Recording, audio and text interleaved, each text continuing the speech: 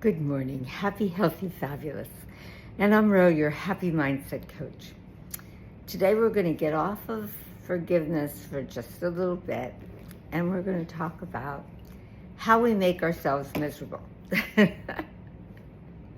Adding to our backpacks. Okay, so let me start.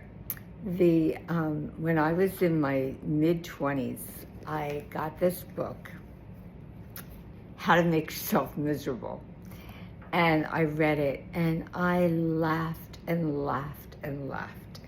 It's a detailed accounting of exactly what to do to be as miserable, as stressed out, as uncomfortable as you could possibly be, okay? It's great. It is so funny. And so I'm looking at the book and I'm thinking, God, this book is so good. This is the best. And during that time, it was a big thing on self-help books. And I thought, this is the best self-help book out there. So I found out that Dan Greenberg, who wrote it, lived in New York. So I called, information in New York, got his phone number, and called him up. And he answered, and I said to him, I said, did you intend to write a self-help book? Because I think this is a great self-help book. And he laughed. He said, I wanted to write a self-help book, but most self-help books are so boring and people get, they don't like reading them. And he said, so I thought, how do people learn? People learn through humor.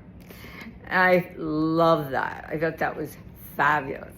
So I learned from that book, because what I learned is that we make up stories, right? We don't know what's going to happen. We can't predict the future. So we make up stories, and our stories either make us happy or stress us out. Usually they stress us out, right? Because we make up these incredibly horrible stories. Okay, here's an example. Say you get a credit card bill, and on the bill you get either charged double or overcharged or whatever, and it's wrong. Right? So what do? Do you get like, oh my God, that company like ripped me off. I'm never going to get my money back, blah, blah, blah. I'm going to call up. It's going to be, do you do that? How do you know that's going to happen? You can't predict the future, or maybe you can. So if you're going to make up a story, make up a good story. So this is what I do. If I get a credit card bill, and there's always mistakes. I mean, people are human, they make mistakes. Even machines sometimes make mistakes because the humans program them, okay? So I get a bill, I look at it, and if I get charged wrong, so before I make that phone call, I imagine the person is going to be wonderful. They're going to help me. They're going to be sweet and kind and loving. And we're going to have a great time on the phone, and we're going to get everything resolved.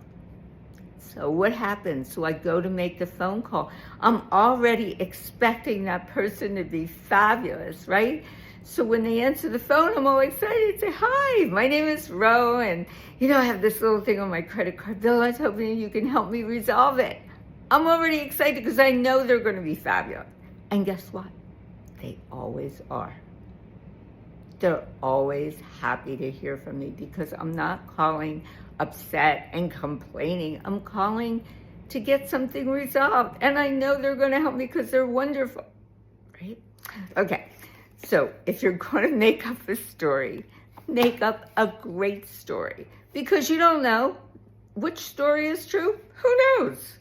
But you're going to feel a lot better going into that story if it's a good one, rather than creating tension and anxiety and making yourself miserable in the process. So besides practicing your forgiveness and emptying your backpack of pain, I want you to practice this. I want you to practice making up good stories. Why not? Okay? Have a great day, Insist on Fabulous.